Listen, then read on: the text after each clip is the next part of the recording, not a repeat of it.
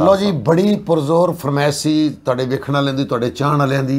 पहले तो उन्होंने तुसीं दसो कि मैं 2 दिन बाद इंशाल्लाह तुहानूं विद इंटरव्यू मिल रहा मैं। अच्छा जी, और कर लो हेलो भाई अपने चाहण वाले, वो वेख रहे हैं। अस्सलाम वालेकुम, आपका अमानत चंद आपकी खिदमत में हाजिर है विद सरदार कमाल।